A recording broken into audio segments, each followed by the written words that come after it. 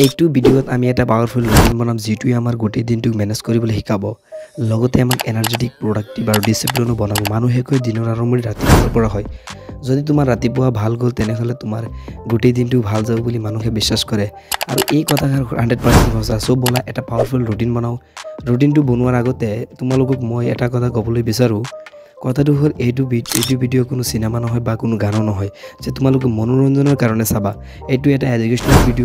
ভিডিঅ'টো fully watch কৰিলে কিবা নহয় কিবা শিকিব পাৰিবা এই কাৰণে এটা বহি আৰু এটা কলম লৈ ভিডিঅ'টো চোৱা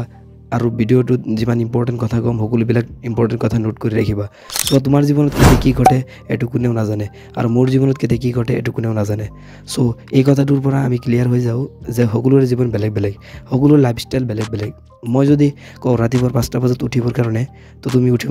5টা বজাত উঠিব মন নাযাব পাৰে সো এই কাৰণে নিজ সুবিধামতে নিজৰ ডেইলি ৰুটিনটো নিজে বনাব লাগে তথাপি যেহেতু ষ্টুডেন্ট সকলে ধাৰণা নাপায় যে ৰুটিন এটা কেনেকৈ বনাব লাগে এই কাৰণে মই এটা ৰুটিন বনাই দেখাম এইটো কথা নহয় যে মোৰ ৰুটিনটোৱে ফলো কৰিব লাগিব তোমালোকে মোৰ ৰুটিনটোৰ পৰা আইডিয়া লৈ নিজে ৰুটিন তৈয়াৰ কৰিব পাৰা বা মোৰ ৰুটিনটোৱে ফলো কৰিব পাৰা এটো তোমাৰ ইচ্ছা বলা এতিয়া ৰুটিনটো বনাও প্ৰথম কথা ৰাতিপুৱা 5টা বজাত টোপনিৰ পৰা উঠিবা উঠাৰ পিছত ব্ৰাছ কৰিবা ব্ৰাছ কৰাৰ পিছত 30 মিনিট এক্সাৰসাইজ আৰু 30 মিনিট মেডিটেশন কৰিবা তাৰ পিছত অলপ ঠাণ্ডা পানী খাবা পানী খোৱাৰ পিছত তুমি ডাইৰেক্ট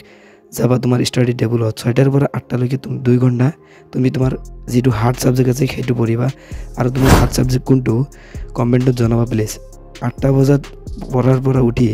ব্ৰেকফাষ্ট কৰি ডাইৰেক্ট স্কুলৰ কাৰণে ওলাই যাবা আৰু ম্যাক্সিমাম 3টা বজাত স্কুল ছুটি হয় সো 3টা বজাত ঘৰত আহি 30 মিনিটৰ এটা পাৱাৰ নেপ লবা এতে কোৱেশ্চনটো হ'ল পাৱাৰ নেপ মানে কি পাৱাৰ নেপ মানে হ'ল 30 মিনিটৰ এটা সৰু টোপনি চাবা আকৌ 30 মিনিটৰ বেছি যাতে নহয় হাইষ্ট হলে 1 ঘণ্টা তাৰ পিছত ইভিনিং টাইমত এটা ইজি সাবজেক্ট উঠোৱা কাৰণ এই সময়ত তোমাৰ এনাৰ্জি লো থাকে এই কাৰণে তোমাৰ যেটো সাবজেক্ট পঢ়ি বেছি ভাল লাগে অৰ্থাৎ ইন্টাৰেষ্ট হয় হেতু সাবজেক্ট পঢ়িবা এতিয়া চোৱা আমি অলৰেডি দুটা সাবজেক্ট পঢ়ি শেষ কৰিলো ৰাতিপুৱা এটা আৰু আবেলি এটা সো আৰু চাৰিটা সাবজেক্ট বাকি আছে পঢ়াৰ কাৰণে আৰু 5টাৰ পৰা 6টা লৈকে তোমাৰ ফ্ৰী টাইম হেই সময়টোত তুমি খেলিব পাৰা বা মোবাইল চাব পাৰা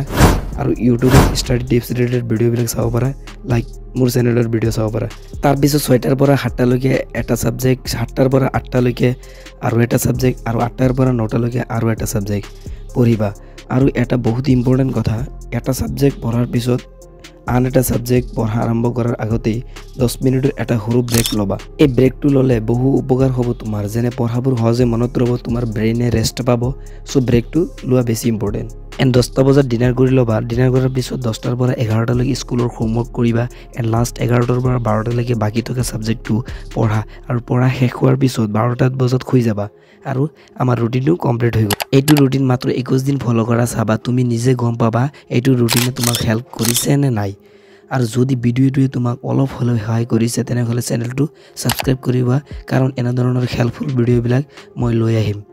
আৰু যদি হসাকৈ মই কোৱা এই ৰুটিনটো তুমি 21 দিন ফলো কৰিবা তেনেহলে কমেন্টত লিখা I am ready and thanks for watching